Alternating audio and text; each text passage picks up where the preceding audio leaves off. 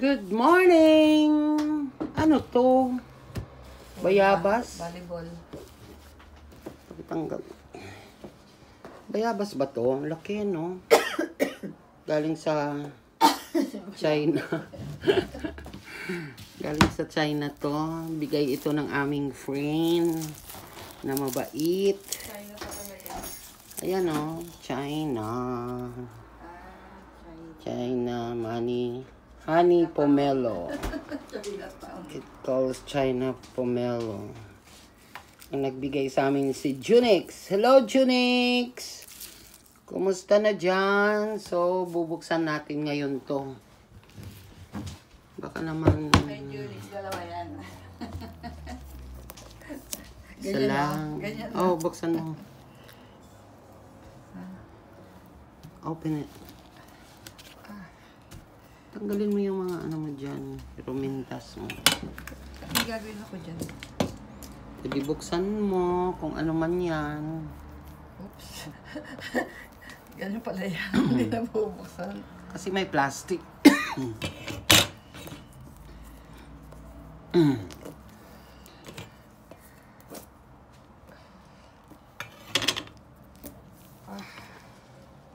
Ano ba yan?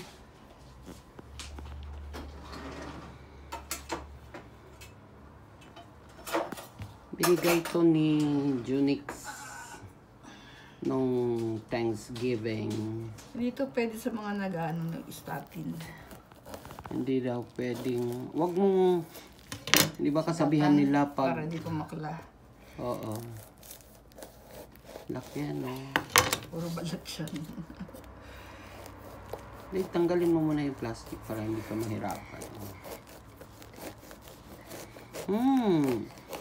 Honey pomelo from China. Lahat naman galing China eh. Yan, para mas malaki-laki ang view. Mag-ingat ka, ha?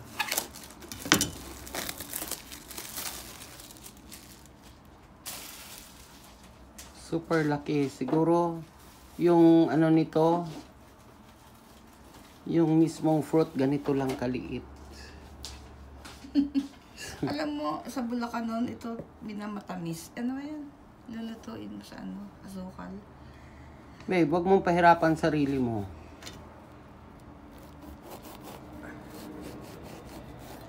Oh. Talagang gaganunin mo. Hindi, hiwain mo muna konti. Yan. Parang nyog.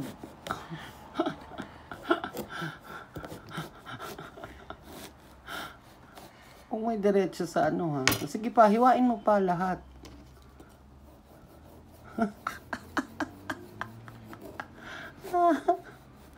Tawa ka dyan. Bababa niyo na ako eh. Sige pa, hindi ka naman marunong magbukas ng pomelo eh.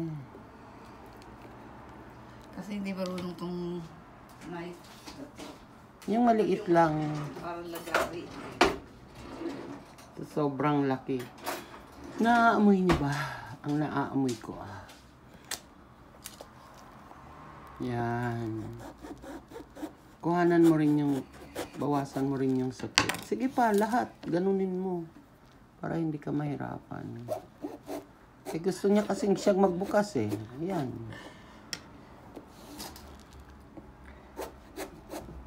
Mas lalaki siya eh. Ang gagawin natin. Ala. Yan. Sige pa.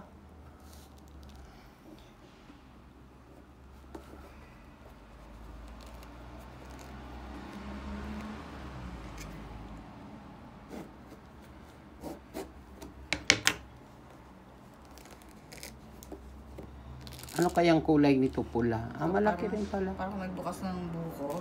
Oo, parang buko, ano. Hindi ko kaya, baby ko na. Tingin ka lang dyan, eh. Masakit na yung champ ko. Eh, nagbibideo ako eh. Sige lang yung video. Wag ah. This is once in a blue moon.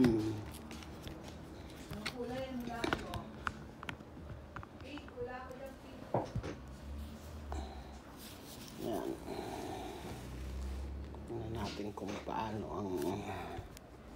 paano bubuksan tong napakalaki.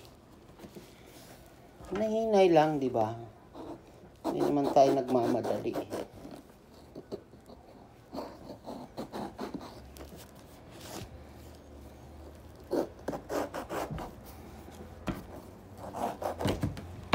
Yan.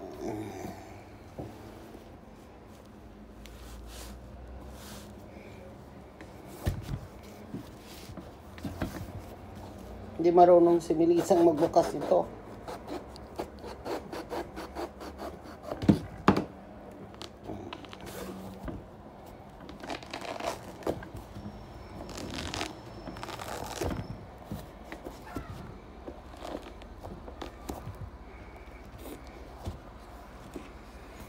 Ayan na.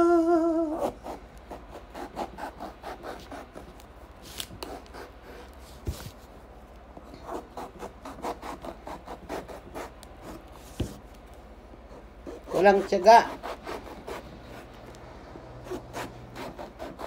Kailangan lahat ng bagay pagtiyagaan.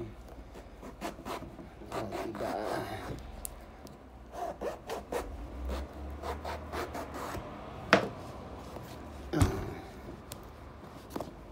Ko, abutin pa ako ng isang taon nito.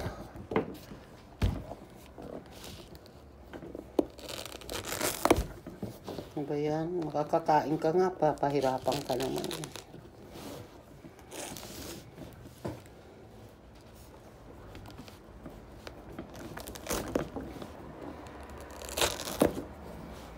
Junix! Nasaan ka? Dapat pag nagbigay ka, balatan mo na rin ha, sa susunod. Yan. Lapit na. Bango. Sarap ng amoy.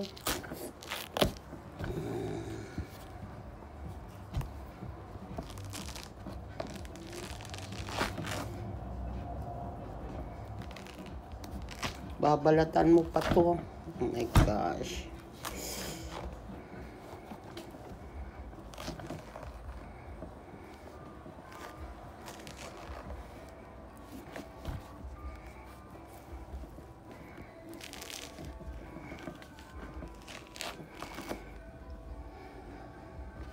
Tapos, hindi naman pala matamis, ha? Gagawin kitang atsara.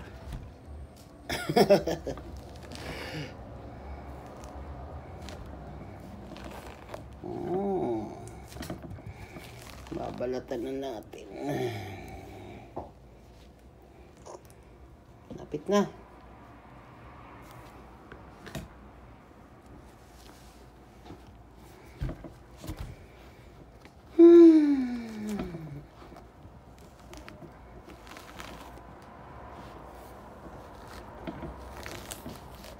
Okay. Pag may tiyaga, may nilaga. Sabi nga nila. Laki. Ang laki ng buongon. Buongon sa Bisaya.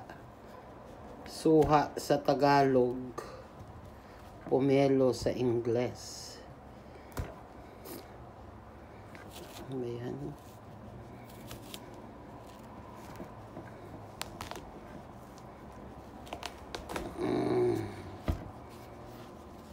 Kailangan malinis siya para naglalaway na ako.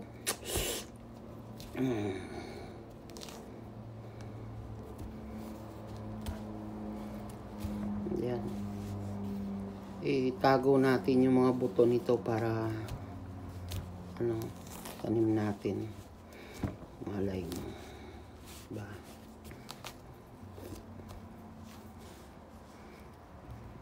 Para hindi na made in China, made in USA na. Ay, ibang klase.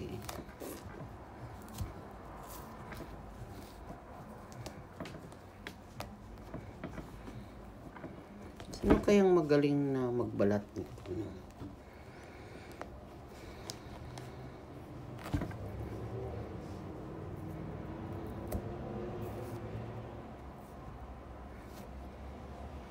Tagal.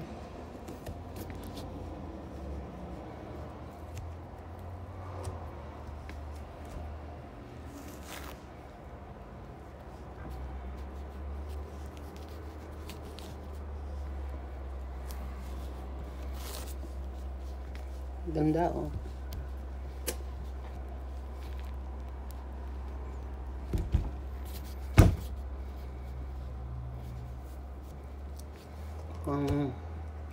Mahirap pa yata biyakin ito. Matigas eh, oh.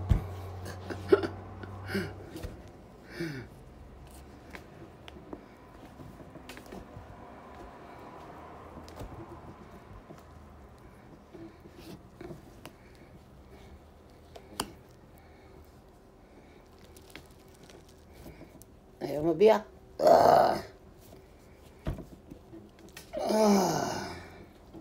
Ka. Ay, yan.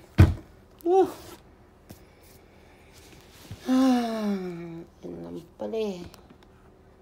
Buongon. Laki eh. Ngayon.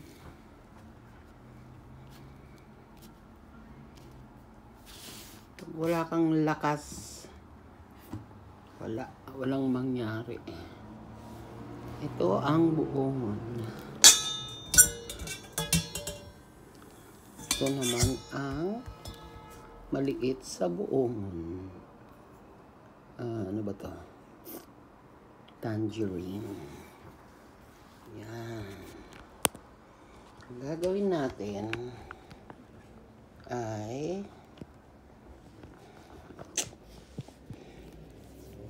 balatan na natin para diretso kain, di ba?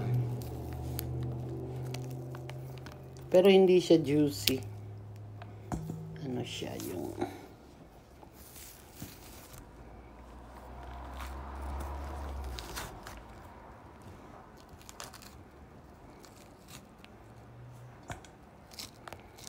ano bang dapat gawin dito?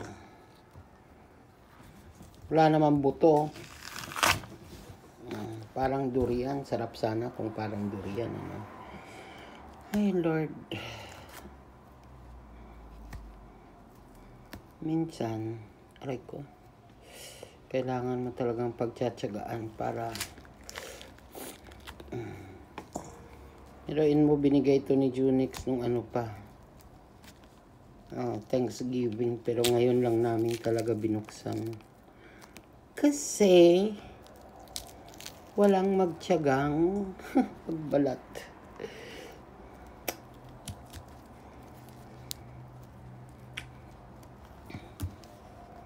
Kaya ang lasa nito.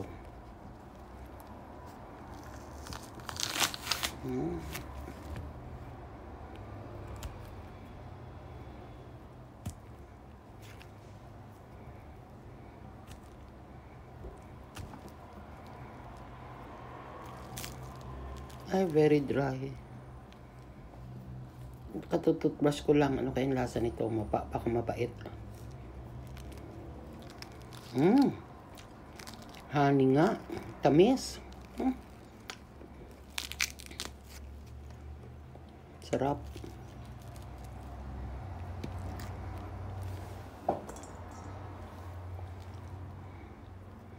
Honey pomelo.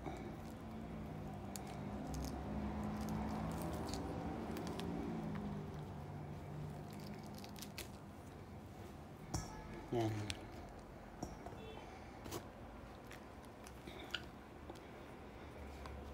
Hindi naman siya pampapait. Matamis.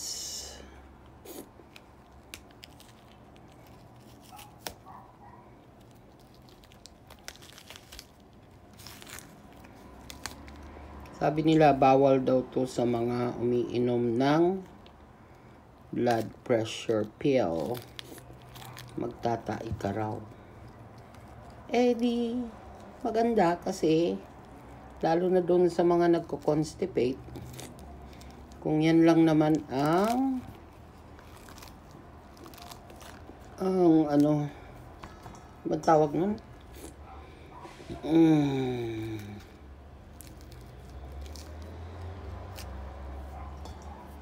Anong tawag nga doon? Kumbaga, yun na nga, yung pinagbabawal.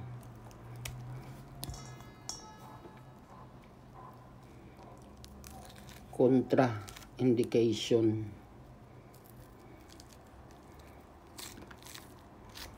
Yan.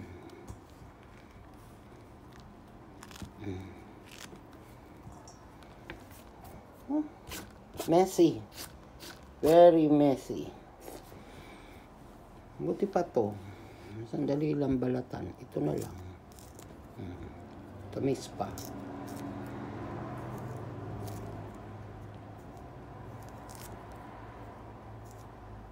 Ito naman galing sa kapitbahay namin na tanim. Yung pumunta na sa bakod namin, kaya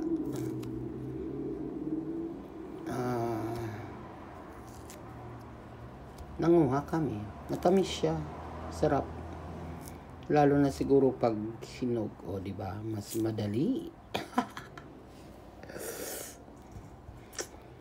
Okay, next. Lubos-lubusin na natin kasi ito, ibigay ko to sa kapitbahay namin. Kasi binigyan niya kami, binili sa Costco. Matamis din, honey pomelo. Pero maliit lang yun, para lang grapefruit. Ito naman, family of grapefruit, right? So, sabi ni Melissa, bawal nga to sa kanya, pero gusto niyang tikman. Walang buto. Masyadong maliliit. Kaso, very dry.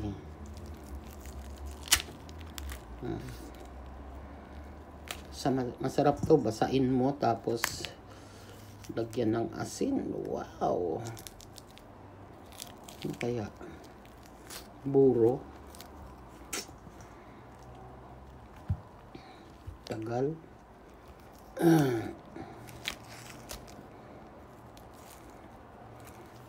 Ganda.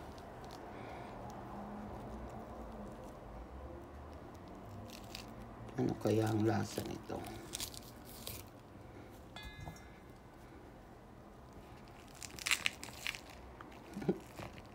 Busog na busog.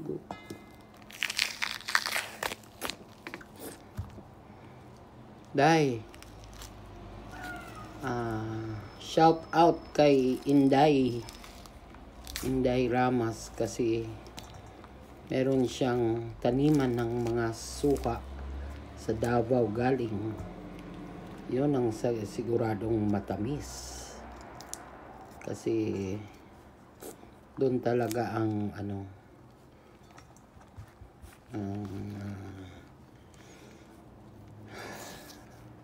masarap na pomelo, di ba? Almost done. Konti na lang. Ayan na. Pero hindi siya juicy. Baka hilaw pa. Hindi pa siya yung talagang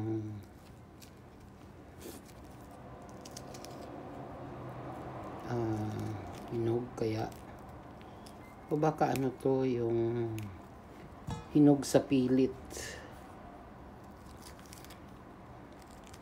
Ang liliit ng buto, paano mo itanim yan?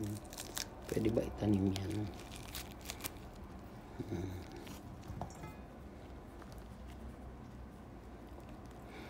Tapos na ang pagtsatsaga.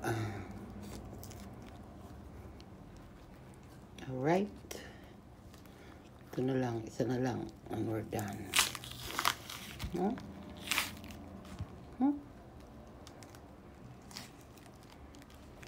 Totoo ba yung kasabihan na dapat hindi hindi madali para wag umasim? Ano ko ba? Meron bang ganun?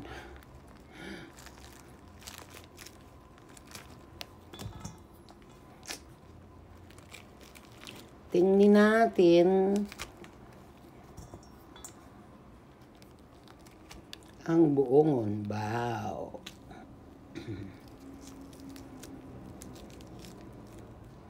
Marami rin siya. Marami rin siyang laman.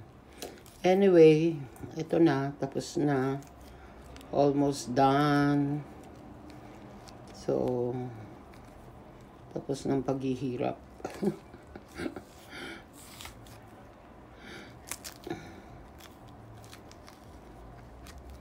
Gusto nyo? Gusto nyo tikman?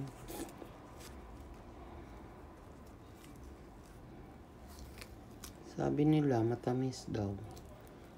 Tingnan natin. Kung talagang matamis.